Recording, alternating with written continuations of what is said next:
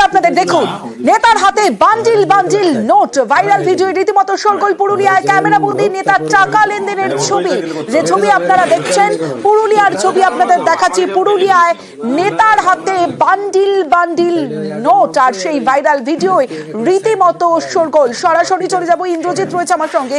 ইন্দ্রজিৎ, এত টাকা কোথা থেকে এলো? কিসের টাকা এটা?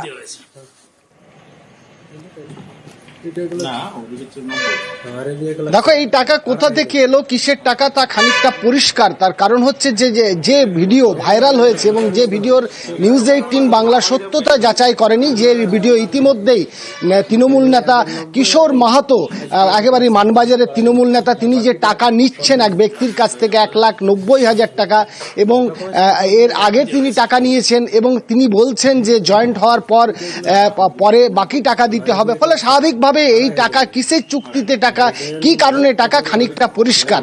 তবে তৃণমূল নেতার সাথে আমরা একাধিকবার যোগাযোগ করার চেষ্টা করেছিলাম, তিনি ফোন ধরেনি। অন্যদিকে এই ভিডিও নিয়ে একেবারেই বিরোধীরা ময়দানে নেমে পড়েছে। তবে তৃণমূল জেলা সভাপতির দাবি যে এই ভিডিওর যদি সত্যতা থাকে বা এই ভিডিও যদি সত্যি হয়, প্রমাণিত হয়, সেক্ষেত্রে দল তার বিরুদ্ধে ব্যবস্থা নেবে। তবে যে ভিডিও ভাইরাল হয়েছে তাতে দেখা যাচ্ছে যে টাকা নিচ্ছেন তিনি, এবং যিনি দিচ্ছেন তিনি বলছেন যে কাগজপত্র সব দেয়া আছে, ডকুমেন্ট সব দেয়া আছে, এবং এক জয়েন্টিং হওয়ার পরেই বাকি টাকা দেওয়া হবে। ফলে কি উদ্দেশ্যে টাকা, খানিকটা পরিষ্কার। তবে যেটা প্রথমেই বলে রাখলাম, যে এই যে ভিডিও ভাইরাল হয়েছে সোশ্যাল মিডিয়াতে, সেই ভিডিওর আমরা সত্যতা যাচাই করিনি। তবে যে ভিডিও ভাইরাল হয়েছে তা নিয়ে ইতিমধ্যেই ময়দানে নেমে পড়েছে বিজেপি বা অন্যান্য রাজনৈতিক দল। তৃণমূল নেতা যে টাকা নিচ্ছে এবং যে ব্যক্তি দিচ্ছে, তারা কেউ প্রকাশ্যে আসেনি।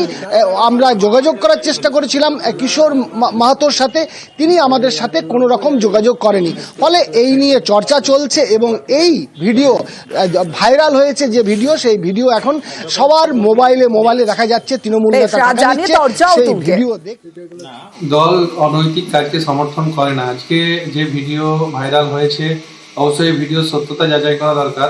যদি এই ধরনের ঘটনার সাথে কেউ জড়িত থাকে, অবশ্যই দল সেক্ষেত্রে উপযুক্ত ব্যবস্থা নেবে। সব টাকা এরা কালেকশন করে পাবলিককে এইভাবেই এরা দীর্ঘদিন ধরে করে এসছে। শিক্ষার দুর্নীতি হোক কিংবা আরো অন্যান্য হোক, যেভাবে মানুষের টাকা নিয়েছে চাকরির নাম করে, যেভাবে অবৈধ ব্যবসা পাইয়ে দেওয়ার নাম করে লোকের কাছ থেকে টাকা নিয়েছে, এটা উদ্যোগের পরিণত হয়ে গেছে পশ্চিমবাংলাতে।